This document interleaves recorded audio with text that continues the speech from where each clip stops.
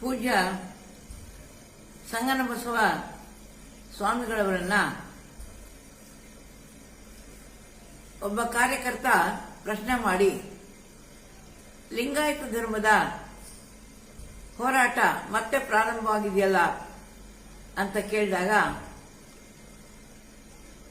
ಅದಕ್ಕಾಗಿ ಹೋರಾಟ ಮಾಡುವವರೇ ಲಿಂಗೈಕ್ಯರಾಗ್ತಾರೆ ಅನ್ನುವಂತ ಭವಿಷ್ಯವಾಣಿಯನ್ನ ಸ್ವಾಮಿಗಳು ಹೇಳಿದ್ದಾರೆ. ಯಾವಾಗಲೂ ಸಹಿತ ಶತ್ರು ಇದ್ರೂ ಕೂಡ ಮತ್ತೊಬ್ಬರ ಕೇಡನ್ನ ಬಯಸಬಾರದು ಅಂದಾಗ ಸಂಗನಬಸವ ಸ್ವಾಮಿಗಳ ಬಾಯಲ್ಲಿ ಇಂಥ ಮಾತು ಬರುತ್ತೆ ಅಂದ್ರೆ ಅವರ ಮಟ್ಟ ಎಷ್ಟು ಕೆಳಮಟ್ಟದಿದೆ ಅನ್ನೋದು ಇದರಿಂದ ನಮಗೆ ಗೊತ್ತಾಗ್ತಾ ಇದೆ.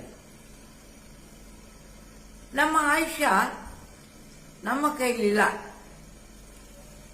ಪರಮಾತ್ಮನ ಕೈಲಿದೆ. ಸೃಷ್ಟಿಕರ್ತ ಲಿಂಗದೇವ ನಮ್ಮ ಆಯುಷ್ಯವನ್ನು ನಿರ್ಧಾರ ಮಾಡುವವನು. ಧರ್ಮಗುರು ಬಸವಣ್ಣನವರು ನಮ್ಮ ಆಯುಷ್ಯವನ್ನು ನಿರ್ಧಾರ ಮಾಡುವವರು ಅಂದಾಗ ಅದು ನಮ್ಮ ಕೈಯಲ್ಲಿ ಇಲ್ಲ.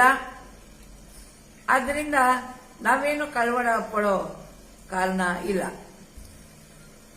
ಇಷ್ಟೆಲ್ಲ ಒಂದು ಮಾತನ್ನ ನಾನು ಸಂಗನಬಸವ ಸ್ವಾಮಿಗಳಿಗೆ, ವೀರಶೈವ ಮಹಾಸಭಾದವರಿಗೆ ಹೇಳಲಿಕ್ಕೆ ಇಷ್ಟಪಡ್ತಾ ಇದ್ದೇನೆ.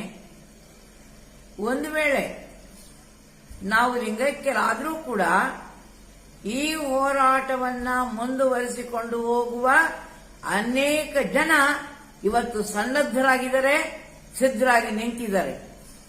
ನಮ್ಮ ಗುರಿ ಮುಟ್ಟುವವರೆಗೂ ಕೂಡ ಈ ಹೋರಾಟ ನಿಲ್ಲೋದಿಲ್ಲ. ಆದ್ದರಿಂದ ನಾವು ಲಿಂಗೈಕ್ಯರಾಗ್ತೀವಿ ಅಂತ ಇವರು ಕಾಯ್ತಾ ಕೂತ್ಕೊಳ್ಳೋದು ಬೇಡ. ನಾವು ಲಿಂಗೈಕ್ಯರಾದರೂ ಕೂಡ ಈ ಕಾರ್ಯವನ್ನು ಮುಂದುವರಿಸಿಕೊಂಡು ಹೋಗುವಂತ ಅನೇಕ ಧೀಮಂತರು ಇವತ್ತು ಸಿದ್ಧರಾಗಿದ್ದಾರೆ ಅನ್ನೋದನ್ನು ನಾನು ಸ್ಪಷ್ಟಪಡಿಸ್ತಾ ಇದ್ದೇನೆ.